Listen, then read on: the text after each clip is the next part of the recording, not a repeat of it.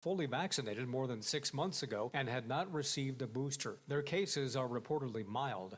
Dr. Joseph Gastaldo with Ohio Health says the way to deal with Omicron is the same old story as with the other variants. We really need to stay on point, wearing a mask, get vaccines into people's arms who have not yet had them. The new variant has been found in at least 25 states now. A tornado touched down in northwest Ohio at about 3 a.m. Saturday morning as part of that deadly outbreak of twisters that hit Kentucky and other states.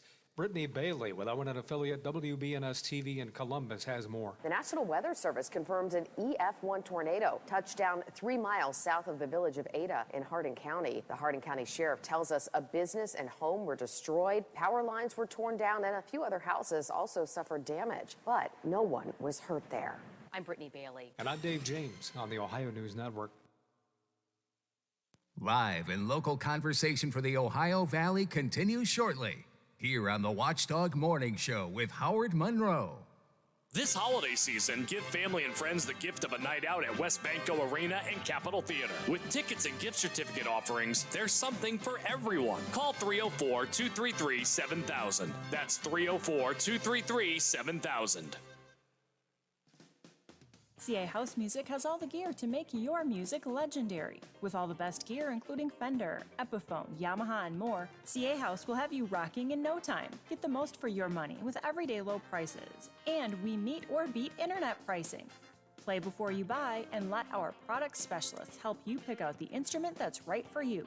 CA House Music, supporting local musicians since 1872. Play music for life.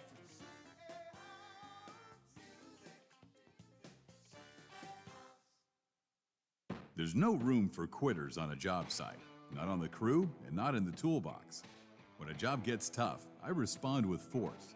My Master Force tools deliver power, performance, and durability that doesn't quit.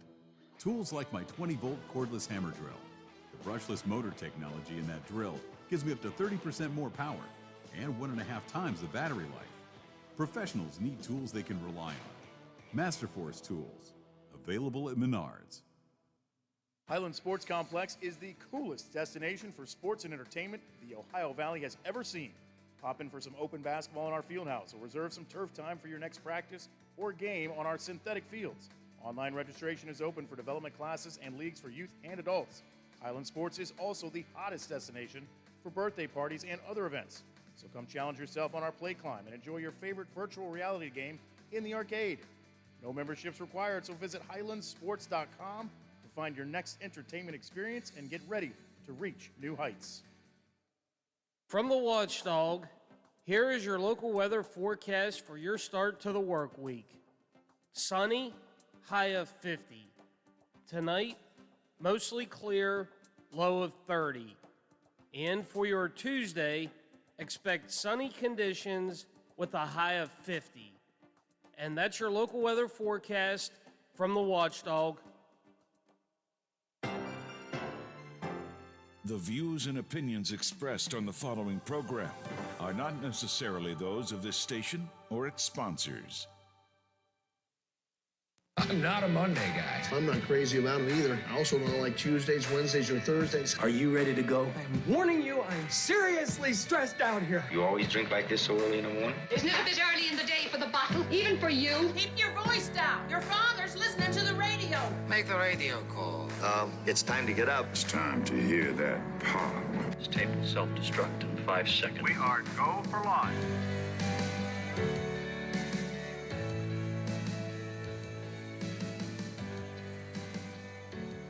Live from the Robinson Auto Group studios in the heart of the Ohio Valley, this is the Watchdog Morning Show with Howard Monroe. 32 degrees at the Wheeling, Ohio County Airport, 30 degrees here at my home studios in the Elm Grove section of Wheeling, and 30 degrees at the Robinson Auto Group studios downtown Wheeling in the heart of the Ohio Valley. It's going to be a nice day today, sunny, and maybe a very light breeze, a daytime high around 50. That's not bad at all. Sunny tomorrow, 53, and even warmer on Wednesday, close to 60 on Wednesday and Thursday. So a good warm week is in store, but the sunshine today, almost a perfect day for this time of year. Sunny and a high of 50, but it is starting out cold. Boy, Biff, it was not a good weekend for folks down in south around the Kentucky area and so on, those tornadoes were a doozy, weren't they? Yeah, and looking at the footage from the drone or whatever that was that had the footage overhead, just I mean you see pictures like that, and it's a wide range of emotions, and you hope you hope everybody's okay, and it's just. It just goes to show again what Mother Nature can do. Yep. The power of Mother Nature, you cannot underestimate it. A couple of videos or pictures that I saw over the weekend, the pictures of the drone video where it just swooped over some of the cities. And it looked like a giant bomb had gone off, I mean, we've seen this before, but it just, it just seemed like a bomb had gone off. You look block after block of a city just gone, just destroyed. Do you ever stop to think, I do sometimes, the practicality of rebuilding? Your house burns down. God forbid. But your house burns down. Okay, you call a construction company and you come and you get the insurance and you fix it. But think you step outside and your house is gone, and your neighbor's house is gone, and your entire neighborhood is gone, and the neighborhood next to you is gone, and the grocery store is gone, and the church is gone, and the school is gone, and there's nothing but just rubble all around. And you say to yourself, how do we ever rebuild? I mean, I don't ever want to go through that kind of stuff. What's the number? The death toll, the last I saw was 84. Have you seen a different number, Biff? That's the last I saw. They say it could go as high as 80. Or it'll go as high as 100. I don't know if it's going to hit there or not, but... Yeah, I think I saw some this morning that said it's now over 100 deaths. Just absolutely horrifically devastating. Our old friend Brian Davis and Emily Goodman both are in that region of the country. So they're both on my Facebook page and my Twitter account. I get their posts and so on. And yeah, it's one of those things I don't stop and read them all the time. So I'm just skimming by and I'm going, man, it looks like they got a lot of stuff up there tonight. They got a lot of maps and similar. That's how I first kind of caught attention to how bad this whole thing was down there. And then bam. Along comes these tornadoes. Just never want to go there again, man. Send a lot of sympathy out to all the folks who were there. I guess I saw a piece from the Big Seven. We're sending, firefighters down there to help out? Yeah, from the Wheeling Fire Department. It doesn't say how many, but we are... we're going to send a group down, and then I guess once they get down there, if they determine that there are more, then we'll probably send more down. But yeah, we're sending a group down to help with the cleanup and everything. I think I haven't seen this, but usually the AEP or the power company sends people down. I mean, when there's trouble. Hopefully people rally together, and so different communities sending help. Again, because I just can't help but think of how much work there is to be done when an entire city is basically gone, Yeah, I mean, it's one thing. It's different if it's, you've got houses on one side of the street where you've seen pictures of that before. The one side of the block gets it, and the other side's perfectly, fine, or they've got minimal damage. But when it's something like this, it's just, I mean, where do you even begin? Well, begin at the very beginning, I guess. You go outside and you start picking up, the pieces. I just can't. Mentally, I can't imagine dealing with that. Tough time. We'll talk a bit more about that with the weather, with our weather forecaster, Aaron Myler, coming up a little bit later on this morning. We had some pretty intense winds, no tornadic winds or anything like that, but we had pretty intense winds. What was it? Saturday? I mean, big storms and some really heavy winds. We had to put old Santa down. I don't mean, like put him down. like put down a bad horse. I mean, we had a giant inflatable Santa outside our house, great big tall one, blowing in the wind. But I mean, he was really blowing in the wind. We had to put him down, had to deflate him for fear that he would. I didn't want to go outside and see Santa rolling down the street, you know, Biff. Yeah, and I think most of the day Saturday when the winds picked up on Channel 7, you know, they had the advisory going, and I think that's one of the things it said. If you've got stuff that could fly away or loose outdoor stuff, either do like you did and deflate it, or find somewhere else to put it until the wind died down. Now, there was also another potential problem out in my neck of the woods. It turned out it didn't happen. I think probably it didn't happen because we did have some power outages around the area on Saturday because of the weather. So at some point during the day on Friday, actually in the night on Friday, I discovered that there's going to be a widespread power outage in almost all of the Elm Grove section of Wheeling. And I live in Elm Grove. And it was going to be Sunday from 7 a.m. to 5 p.m. And it was all day long. The plan was power out in Elm Grove all day long. Apparently the power company had some work to do. I think it's in conjunction with the fixing of the hump bridge out there, and they had some prep work to do. But nobody said anything to me about it.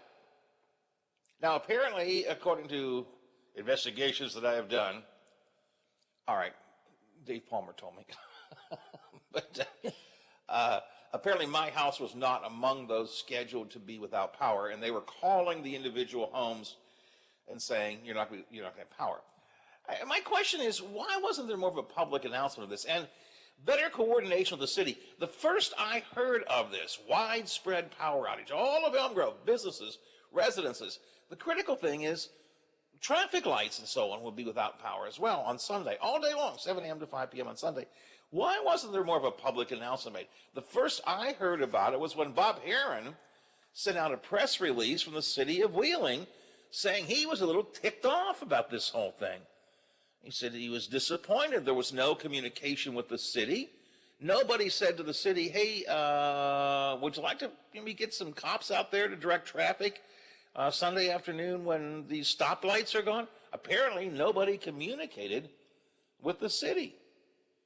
Now, in his release, Bob Herron says, look, we get it. We know work's got to be done, but we didn't get much notice of this. There ought to be better coordination. And I would completely agree. And I would say that there needs to be public. It's one thing if your block is going to be without power. But if they're going to tell you your block, the 6 homes on your block are going to be without power for a few days, yeah, that's okay. You don't have to let the public know. Or the radio station tower is going to be without power. God help us, they do that a lot. Yeah.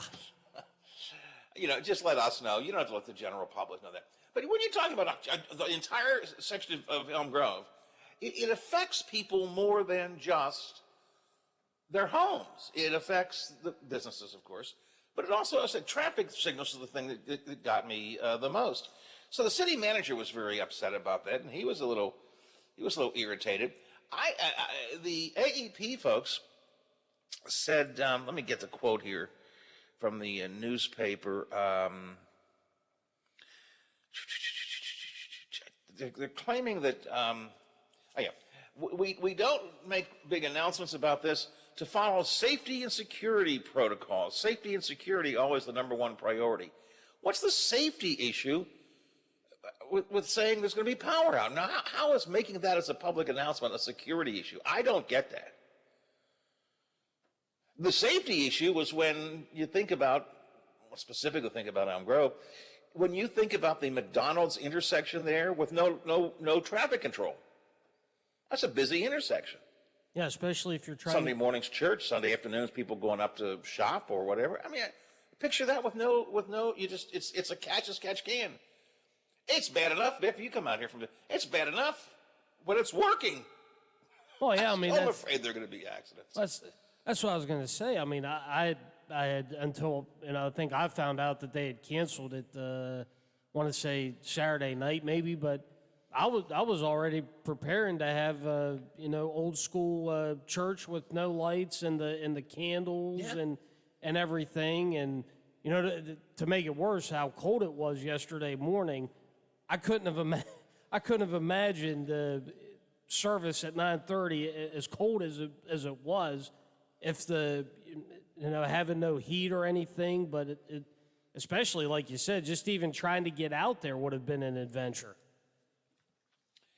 As I said, it turned out that our house was not affected. Well, as it turned out, they canceled the power outage. But when it was still scheduled, apparently our house would not have been affected. But my son and daughter-in-law and I were talking about, what are we going to do all day Sunday? All right, I get up and head out to Barnesville to preach, so I'll be gone for a couple hours in the morning. I guess we could all go out to dinner at noontime and have dinner. But, what are we going to do all day? Teddy wants, I guarantee you, Teddy can't play his video games. There's going to be a problem. So, and I don't understand Vice Mayor Chad Thalman, who is quoted in the paper as, it seems that he's criticizing the city manager for issuing this press release. Again, the only time I heard about there being a power outage, a planned power outage in my neighborhood, was when the city manager put out the press release. Nobody called. Again, I guess they weren't going to call me because it wasn't my own. My own wasn't affected. But the only time I heard about this entire area being affected was from the city manager's release. I think Bob Herron did absolutely the right thing, and I think he ought to be outraged about it. The vice mayor, and I'm surprised at this, the vice mayor said in the Intel, or the News Register, what do we call the paper over the weekend, Biff? I don't even know. I guess it's the Sunday News Register, right? The weekend Sunday edition. News Register on Saturday, is that what? Okay. The weekend edition of the Intelligencer. Yeah, the weekend edition of whatever it is. Vice Mayor Thalman says, while planned power outages are an inconvenience, they are an accepted part of life. Without additional information from city staff, I don't know why they felt it necessary to object and publicly reveal the dates, times, and neighborhoods impacted by this outage. I do not understand that at all, Chad. Publicly reveal the dates, times, and neighborhoods impacted. Why would you do it? Because the public is impacted. Because you got traffic issues to think about. You have people who are got to think about keeping their food in the refrigerator cold and thinking about how they're going to eat during the day and how they're going to heat during the day. I mean, I don't get this. It's supposed to be a big secret. My friend Joel Moray says it's done from AP. It's done to be for safety and security protocols. Why would you keep this quiet? And I'm serious about this. And if any of you have any thoughts on this, feel free to text me, 304-214-1600, 304-214-1600, or you're welcome to call me on the CityNet hotline, 304-232-8255, 304-232-TALK. What would be the safety and security issue about letting the public know when a community-wide, again, it's one thing if it's just a small, tiny 3 or 4 house or just a block thing, but what's wrong with letting the community know when there's going to be a power outage? City lets everybody know when there's going to be a boil order, a water outage coming up. So I'm really confused about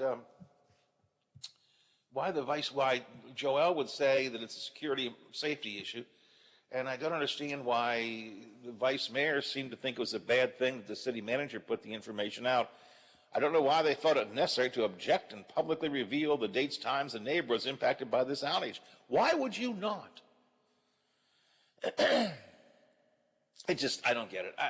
In the end, they didn't, right now, they didn't have the power outage. I'm guessing probably because they had so many power outages because of the winds on Saturday that they decided they're probably dealing with those and decided to wait. But at some point, I guess we'll have it.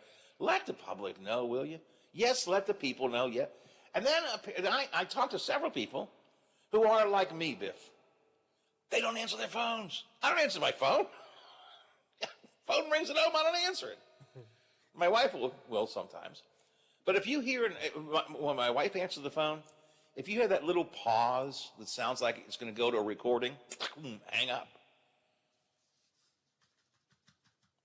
So, yes, calling is fine, but a lot of people need to find you need to come up with other ways to let people know about it. And again, the biggest public issue, if you will, is the traffic control. Or as Biff said, people going to church, thinking they're going to church and wondering, how is this going to happen? Although you're right, Biff, it can almost be old school, you know. Oh yeah, I mean have a Sunday service under candlelight, but I mean in that early mass, a lot of the older people basically go to that 9:30 mass. I couldn't imagine having to make them sit through that, as cold as it was Sunday morning. Yeah. And I'm really, I suppose I should call Chad or see if Chad wants to give me a call. I don't understand why. This is the sentence from the newspaper over the weekend. Wheeling Vice Mayor Chad Thalman said neither he nor Mayor Glenn Elliott nor other council members to whom he spoke were notified the city was issuing the release. Well, it sounded like they're upset with Bob Heron for alerting the public and expressing his dissatisfaction. I'm with the city manager on this one. I'll ask the mayor about it. Mayor Elliott coming in a little bit later on this morning, and I'll see what he has to say. Bob's with us here on the CityNet hotline. Yes, he is. Good morning, sir. Good morning, Howard. Well, you did it again. You really irritated me enough that I had to go pick up the phone, Howard. So thanks for starting my week off like this. I'm so sorry to make you make a phone call, but nonetheless, what are you calling about? Well, most people know I'm an Elm Grove boy. I live right across from Respects, and I was home Friday, and I get one of those robocalls.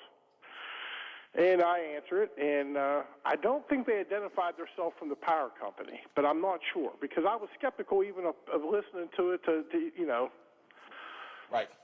So they tell me there's going to be a power outage, and they see that I'm probably a customer in that power outage, and it's going to be from 7 o'clock, and I thought they said 5:30, maybe they said 5, 7 a.m. to 5 or 5:30 p.m.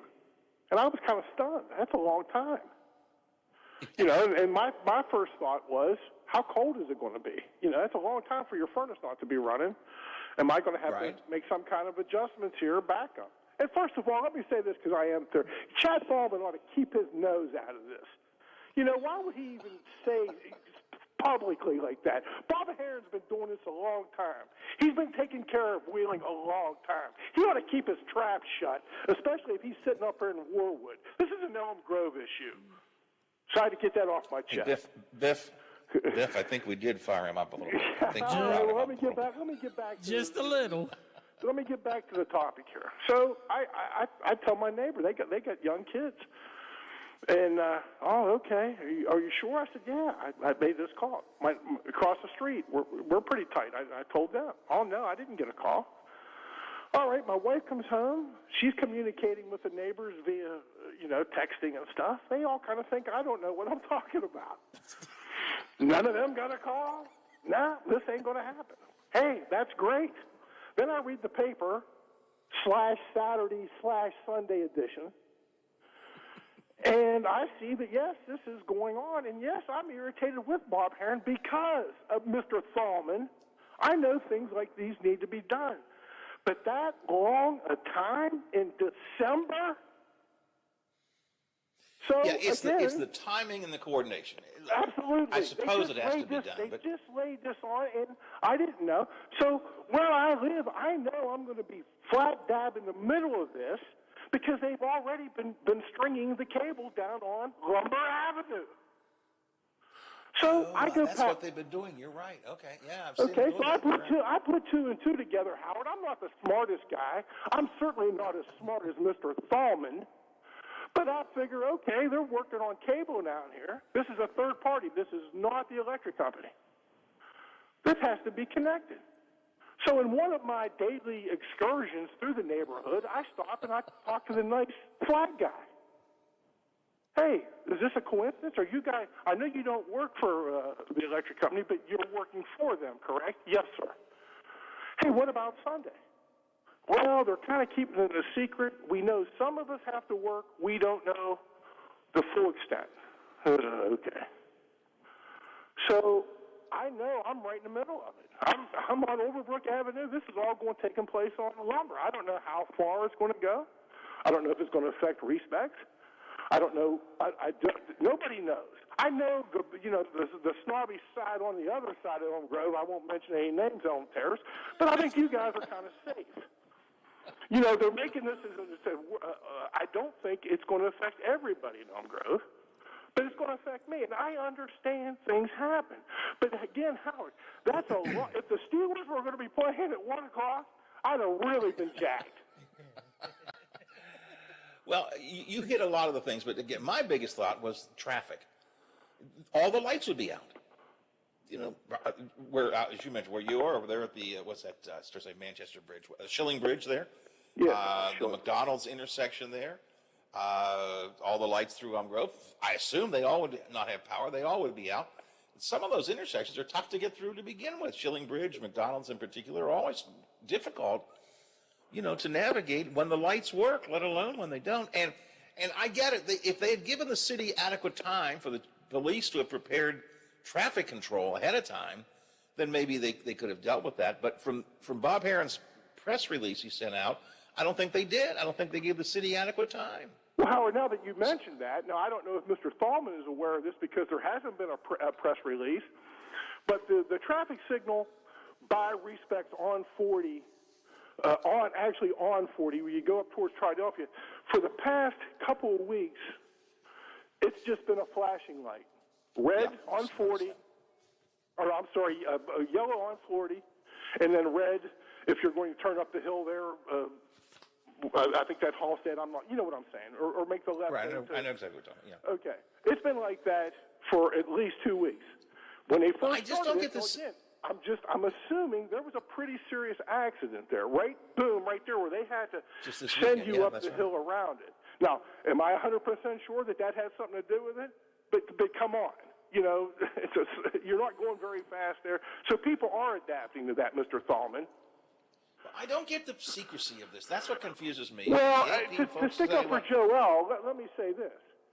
The safety issue is, if I'm a burglar, maybe we'll watch too much Home Alone there, Biff, but wouldn't that be a signal, well, hey, there's nothing there but darkness, we can maybe do something there? That's what I get that. And I got a text someone saying, you know, banks' security systems could be out of power, so it would alert potential people that this.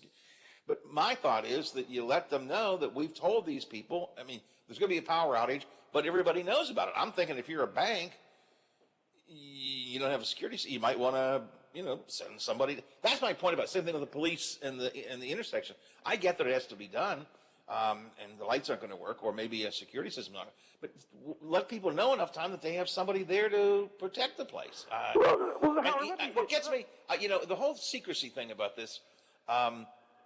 Dave Palmer, and I give him a lot of credit on social media, as people were getting upset about this, he was trying to tell people what areas it was, and he did tell me, he says, listen, you're on the map, your house is not affected, mine house is not affected. I said, oh, great. I said, I've been looking for this map. Where do I find this map of the power? He said, oh, it's not a public map. What? Yeah, nice. It's not a public map. Well, Howard, this thought crossed my mind, too. Again, kudos to Bob Herron, who I think is just a gem for this city. It just pisses me off when anybody goes against him, especially, you know, like this. It just really irritates me. So I'm thinking the city had to know about this, and I think they wanted to do it on the down low. And I think that's what surprised them, because they were all on the page about doing it on the down low, and they pick up the paper. Well, what's Mr. Herron saying here? Well, he was alerting the people of Elm Grove is what he was doing. And that's again, I'm just jacked about this, Howard. Well, and I think, you know, from the manager's point of view, the things he has to worry about are things like traffic control. There you go. That's in his line of responsibility. These are the things that he has to worry about, and I think that's what I think he was irritated. From the press release that he put out, it sounds as if they did tell the city, but not until real late. I mean, I'm thinking like, I don't know when, but it didn't say when, but, you know, inadequate notice, I think is the phrase he used. Well, so again, how about this, Mr. Thalman? I know I'm a caveman. I do most of my communicating through a landline, but my landline wouldn't work if I don't have juice. How about the people, elderly, that are like me, that are behind at times and don't have that sophisticated phone that you carry around with you? What would we do in a case of emergency? It'd be nice to know these things. Yeah, I agree. And again, and going back to the landline thing, yes, you answer your phone because your phone is your main phone. We don't answer our phone here. And I damn near didn't because of caller ID. I do have that technology. It tells me it's a spam call. Again, I don't even know really why I answered it, but I'm glad I did. I saw several people on social media say the same thing, say, well, apparently I got a call about it, but my phone said it was spam, so I didn't answer. I don't know. It just, I think and it's going to happen again. They have to do this, so they canceled it yesterday, but they're going to have to schedule it again at some point. You got to spread it out. You can't do it all in one day, especially now if we get into January. Or you want to do it Christmas Eve, Mr. Thalman? You think that's a little bit of an inconvenience? Let's wait till Groundhog Day. Maybe it'll be 0 then. My goodness, you got to break it up a little bit, okay, for 2 hours today or whatever. That way you don't have to worry about all the terrible things that can maybe go wrong. And it's all in conjunction with the work. Okay. I thought it was pretty good of them to look at the weather map. Yesterday wasn't terrible. I mean, I don't know if the pipes would have froze up yesterday after 7 or 8 hours of the power off. Probably not, actually, I mean, because the temperature was warm enough. But this is all being done, Bob, in conjunction with the work on that hump bridge. And it seems to me that every part of the planning for that work has gotten screwed up, right? I mean, they were going to... And I want to save the bridge. I love that bridge. But this is what I think about this, Howard. I think that there was certain powers of the city. They knew about this, and they tried to keep it on the down low. These signals, these calls are going out on spam. Hell, nobody listens to that anyway. We'll keep this quiet. And then when Bob Herron came out and did what he thought he should do as a city manager, that's when the cat was out of the friggin' bag. Well, I don't understand what the purpose of being secret. I don't understand what the purpose of being secret is. I don't get it. And I haven't talked to Chad, so I want to be a little bit careful. He ain't going to tell you the truth. Once you get him on the way it's phrased in the paper, it seems like he's upset that Bob Herron alerted the public, and I'm upset. I don't get it. Biff, do you think he's upset? Just a little. No, okay, it just makes me mad when people do. Look, I understand it has to be done, but split it up 2 weekends then. We're going to do 3 and 3. I can live with that. But now if this gets pushed back where it gets colder and colder and colder, thanks for letting me vent, Howard. Have yourself a great day. I hope you feel better now. You too, thanks. 7:37, way behind time here. Quick look at what's coming up today. Wheeling and Ohio County officials and community leaders are going to be talking later today about greater cooperation. Mayor Elliott drops by to offer his thoughts on that. We'll also talk about the Clay School, development of the 1400 block, and other issues. Columnist Phil Kabler wonders if Governor Justice is personally benefiting financially from the baby dog contests. Mental health concerns are not limited to WVU. Metro News talks to a counselor from Marshall University. We'll hear a bit of what she told Brad McElhenney. And Senator Manchin's still in the spotlight. Charleston Gazette story says Manchin made money off a decision he lobbied for that's going to cost ratepayers money. Pittsburgh Post-Gazette claims Manchin supported the buyout of a U.S. steel mill by a company whose owner is accused of being a foreign money launderer. And Manchin's position on Build Back Better still causing Democratic consternation. Plus, Christmas burnout. And is it okay to buy your spouse a household item for Christmas? I have all of this and more coming up on the Watchdog Morning Show. We'll talk to Aaron about the tornadoes and about what our forecast is coming up after we check sports and headlines right now.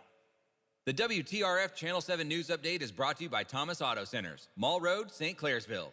Get the best deal at Thomas Auto Centers. Now it's time.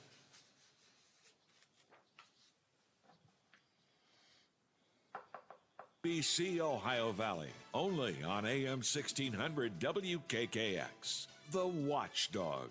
Good Monday morning, Ohio Valley. I'm Stephen Ruffin with your 7 News headlines. The desperate search for survivors continues after historic tornadoes devastated Kentucky and a string of states in the Midwest and South. A spokesperson for a Kentucky candle company that was wiped out says 8 people are confirmed dead. Another 8 remain missing, but dozens more have now been accounted for. Authorities found 40 survivors there as of Saturday. Kentucky Governor Andy Beshear warns the state's death toll could top 100. More than a dozen people died in 5 other states, including at least 6 in Illinois. President Biden said his administration would do, quote, everything it can possibly do to help. After the horrific tornadoes and severe weather caused damage to several states on Friday, Kentucky Emergency Services confirmed they need help. A crew of Wheeling firefighters left for Mayfield, Kentucky yesterday morning, according to Lieutenant Bob Heldreth. With the Wheeling Fire Department, some of his firefighters are from Kentucky and volunteered to help. The crew plans to assist with emergency services in the hardest hit areas. Once crews have boots on the ground, they'll determine if more Wheeling firefighters will be needed. The YSS Winter Freeze Shelter is up and running, and on Christmas they go beyond providing the homeless with a warm place to sleep, a meal, and a shower. They also give them Christmas presents. To contribute, you can make a check out to Youth Services System with Winter Freeze Shelter in the memo line. That was a look at your headlines. Have a great rest of your day, everyone. Well, the AFC North standings got very, very interesting Sunday. And who was watching everything that unfolded? The idle 6-6-1 Steelers. They watched the Bengals lose to the 49ers in overtime, 26-23. This is Cincinnati quarterback Joe Burrow. In that second half, we started to figure it out a little bit, and we were able to throw the ball more so in the second half, so just weren't able to pull it out. How about the Cleveland Browns? They defeated the Baltimore Ravens, 24-22. This is Cleveland quarterback Baker Mayfield. The point is to win a football game. If you have more points than the other team, you've accomplished your goal. Baltimore suffered yet another tough loss. This is head coach John Harbaugh, who talked about losing his star quarterback Lamar Jackson due to an ankle injury in the second quarter. Lamar has an ankle sprain, so we'll look at it more tomorrow and see where we're at. And then there's that oldie but goodie, Tom Brady. He threw a career touchdown pass, number 700, in leading the Buccaneers to a 33-27 overtime win over the struggling Buffalo Bills. Yeah, we had a crosser called, and they kind of, jumped Mike going across the field and left BP back there, and they just kind of picked him up out of the corner of my eye and got it to him, and he made a great catch and runs. Sunday night, Aaron Rodgers, yes, he owns the Bears. He threw 4 touchdowns as the Packers outscored Chicago 45-30. I'm not really thinking about that right now. I'm devoting all my energy and focus to the season. And I don't know, I don't think it's my last against the Bears. Needless to say, not a whole lot of defense in that game. Rodgers owns the Bears. In 28 games, he is 23-5. Are you kidding me? Tonight, the Rams visit the Cardinals. The Pittsburgh Penguins in action Tuesday night when they host Montreal. And a hockey note involving the Nailers, they lost to Cincinnati Sunday by the score of 4-1. I'm Bill DeFabio on sports, and we are the Watchdog. Oh, there's something so real about living local, and I know without a doubt I'm not alone.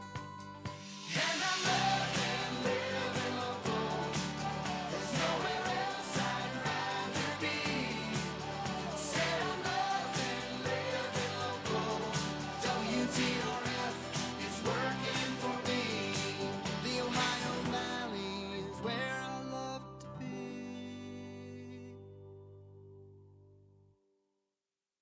Highland Sports Complex is the coolest destination for sports and entertainment the Ohio Valley has ever seen. Pop in for some open basketball in our field house or reserve some turf time for your next practice or game on our synthetic fields. Online registration is open for development classes and leagues for youth and adults. Highland Sports is also the hottest destination for birthday parties and other events. So come challenge yourself on our play climb and enjoy your favorite virtual reality game in the arcade. No memberships required, so visit highlandsports.com to find your next entertainment experience and get ready to reach new heights.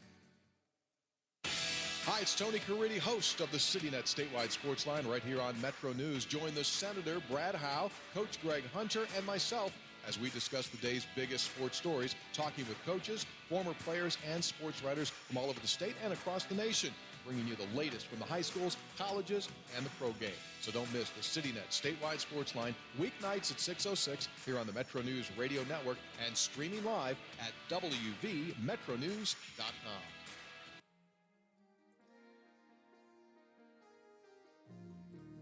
However you celebrate it, enjoy the holiday season every morning with the Watchdog Morning Show with Howard Monroe.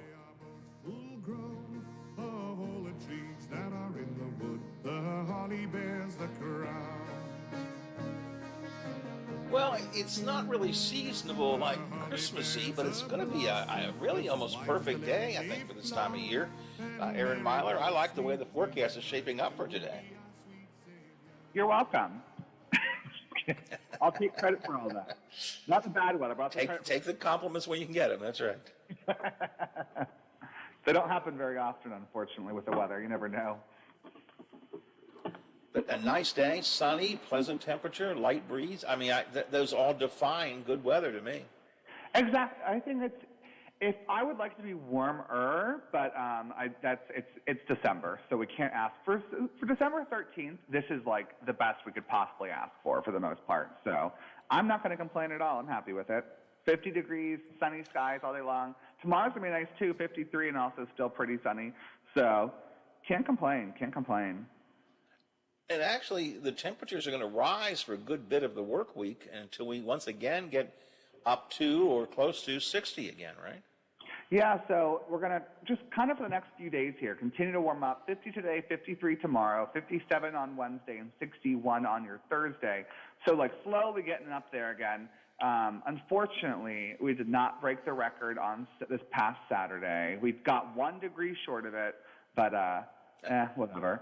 But yes, either way, going to warm up Thursday. But again, like we had the other day, the warm is coming with some rain in your forecast. So not going to necessarily get to enjoy it a ton, but I mean, hey, it's going to be warm at least. It's better than cold and rainy. And the warmth is there.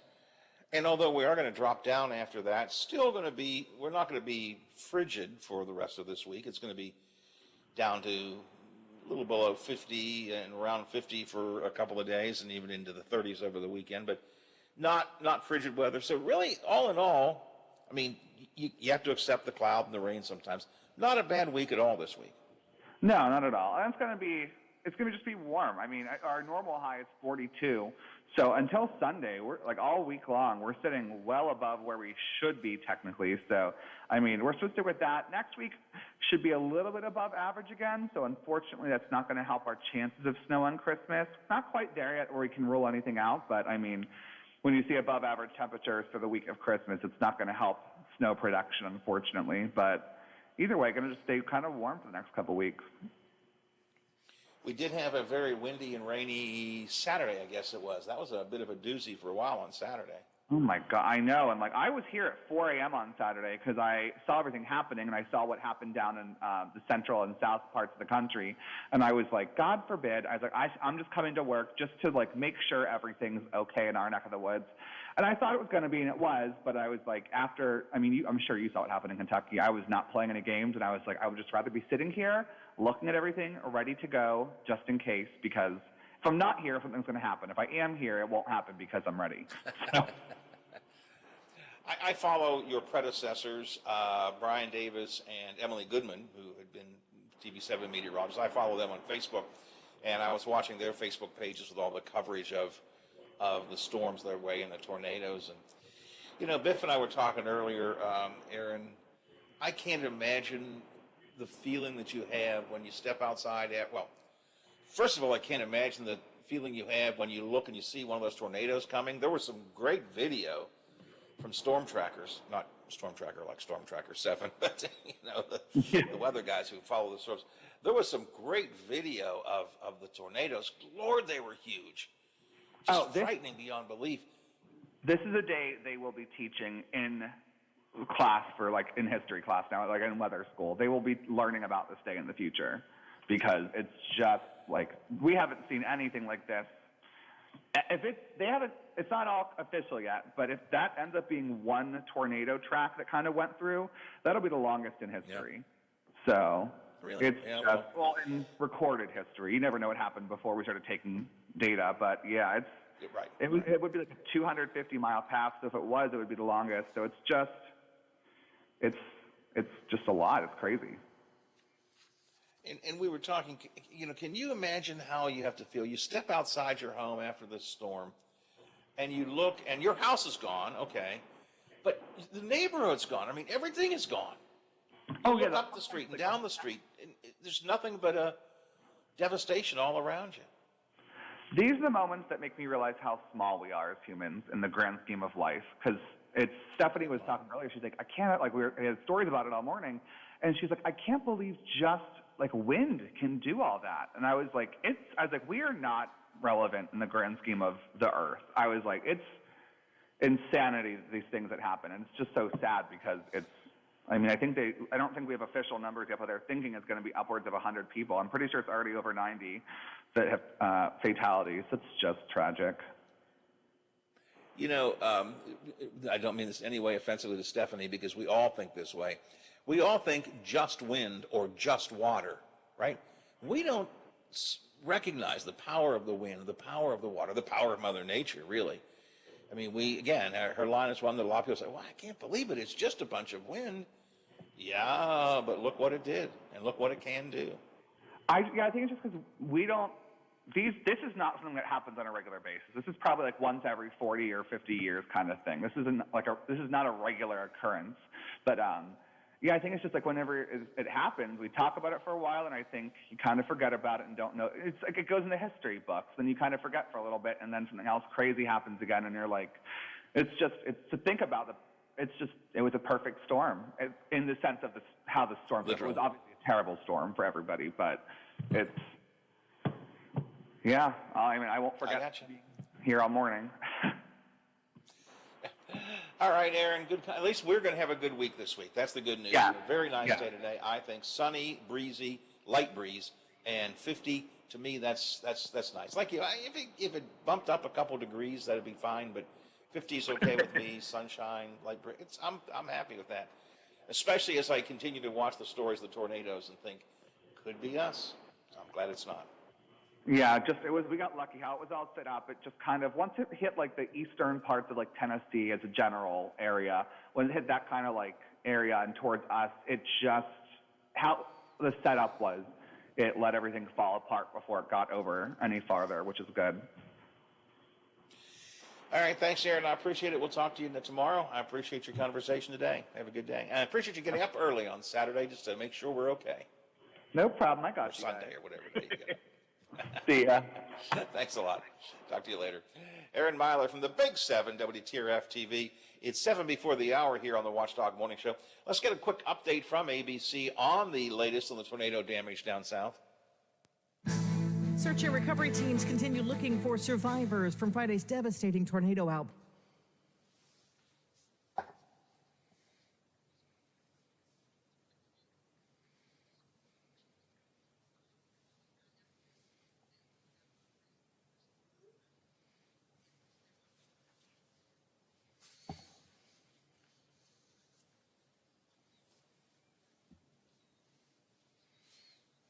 David Muir is in Mayfield with more. You can really see the destruction just about, everywhere you look here. And in fact, you go home to home and you see the same marking, a spray-painted C on the front of the home. This one completely sheared off by the tornado. Obviously, they've marked cleared since there's nobody inside. Kentucky Governor Andy Beshear says he expects the statewide death toll to reach at least 50, more than a dozen killed in other states, including 6 at an Amazon warehouse in Edwardsville, Illinois. Sherry Preston, ABC News. Over the years, you've brought opioids into your home. They helped when you were in pain, and you held on to them just in case. But holding on to opioids puts your family at risk. Learn more at www.fda.gov/drug disposal. Soft teeth run in my family, so I don't need to go to the dentist because it won't help, right? Actually, your family history does not necessarily determine whether you'll get cavities or develop gum disease. Your own behavior can prevent dental disease. By regularly seeing a dentist and brushing twice a day, flossing once a day, and avoiding tobacco products and sugary foods and drinks, you can put yourself on the right path to having healthy teeth and gums for a lifetime. To find an Ohio Dental Association member dentist in your area, visit associationsadvanceohio.com. Does heel pain make you hobble just getting out of bed in the morning?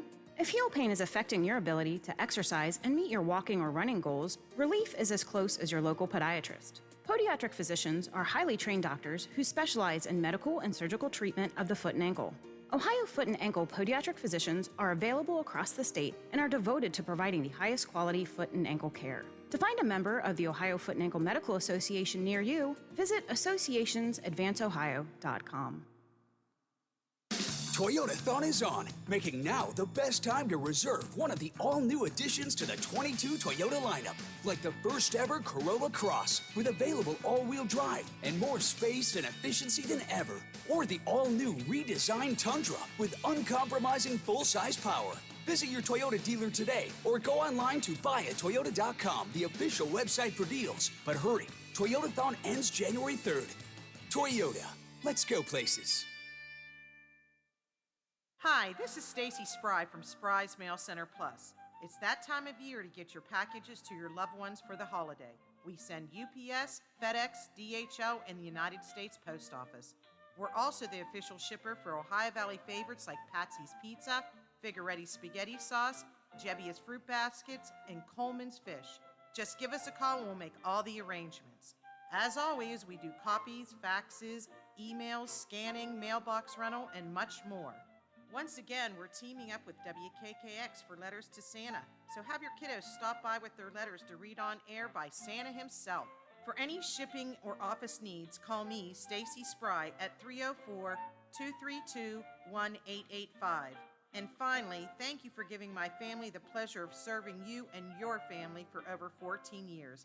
Happy holidays from all of us at Spry's Mail Center Plus. For all of your IT needs, visit OmniPerforms.com.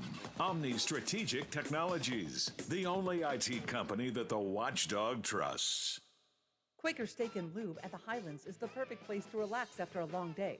Happy hour from 3 to 6 Monday through Friday. Get $2 off appetizers, $3 off domestic drafts, and house wine specials. Quaker Steak and Lube, voted Best Wings USA. Quaker Steak and Lube at the Highlands with another steal of a deal. Get a steak burger and fries all day Monday for only $8.99. It's also Military Mondays. The Lube will take 25% off for all veterans, active duty military, and first responders. Quaker Steak and Lube, voted Best Wings USA. The Watchdog Network wants you to take time for yourself and your family this season and enjoy some of the events around our valley. The Strand Theater in Moundsville is offering one showing of the Christmas movie, The Muppet Christmas Carol, Saturday, December 18th. Start with a Christmas craft at 1:15, followed by the movie at 2. Admission is free, concessions available. For more information or to buy tickets, visit strandtheaterwv.com. And happy holidays from the Watchdog. Miss a part of the show? Want to hear a segment again? Check out our podcast page at watchdognetwork.com. The Watchdog Morning Show with Howard Monroe continues. Have you hit Christmas burnout yet? Someone's actually done a day-by-day list of what day states burn out on Christmas. When do we finally go over the edge and go, ah? I'll share with you where we are in West Virginia, Ohio, coming up in the next hour of the show. Wheeling Mayor Glenn Elliott with us next hour. We're going to talk about this meeting with the city and county tonight. Also going to talk about what plans might the city have for Clay School since they're taking ownership of it, or how are they going to develop plans. And also, they found a developer for the 1400 block, those stretch of buildings, former bars there. What's going to happen with that? And a few other items as well. Mayor Elliott coming up in the next hour of the show. It's just about 8 o'clock. We're looking at 32 at the airport, 30 at the home studios, 30 at the Robinson Auto Group studios downtown Wheeling. In the heart of the Ohio Valley, ABC covers the world now.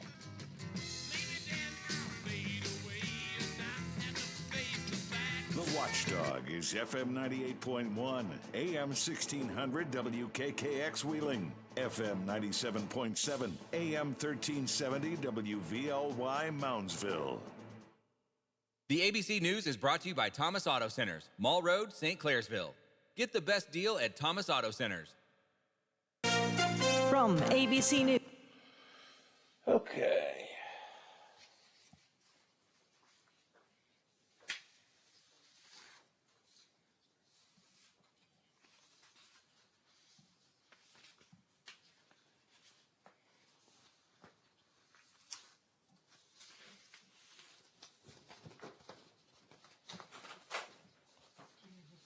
Get some coffee and pop.